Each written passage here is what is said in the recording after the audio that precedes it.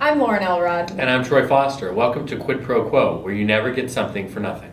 Our top stories today deal with breastfeeding in the workplace, dealing with employees that make the work environment unpleasant, and interesting methods of layoff selections. That's right, Lauren. And turning to our top story, we focus on what employers must and really should do to accommodate breastfeeding mothers.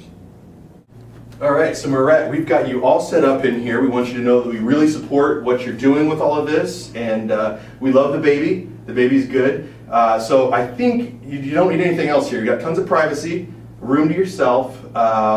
We went down to the Goodwill. We got a little pool together in the office, and so we picked you up something here. It fired right up the first time. Why don't you go ahead and have a seat?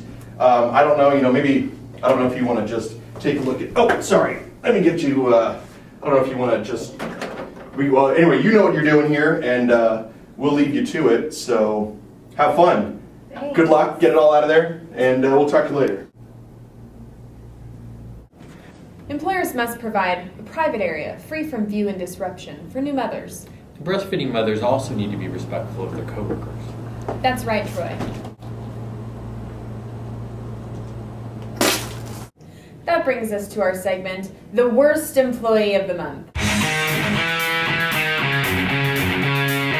This month, one of our viewers told us about a unique way an employee handled her lunch routinely being taken from the community fridge.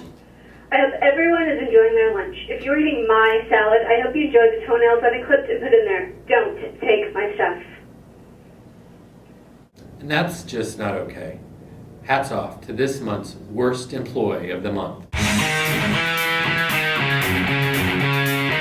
Turning to our final story, here at Qpq, we thought we'd seen it all when it came to methodologies for selecting people to lay off. And we learned that that's just not the case. As you guys know, the economy has been very tough. The recession is a lot more prolonged than we expected, and so there's going to be a layoff. And in the spirit of democracy and fairness, we are going to be having a vote. And Troy, you will get one vote. The person who receives the most votes will be terminated. This is stupid. We'll put Bill in charge. How do you continue to do this? Any questions? Bill, because he reeks of spoiled milk, and I saw a cheese curd fall out of his shirt. Troy, we all know who's the real star on this show. No surprises here. Ken, because he didn't even come to my daughter's quinceañera. I thought we already got rid of you once. Ken, because he didn't even notice when I got my hair done yesterday. Ken, because he always eats mint and chocolate, and that's so lowbrow.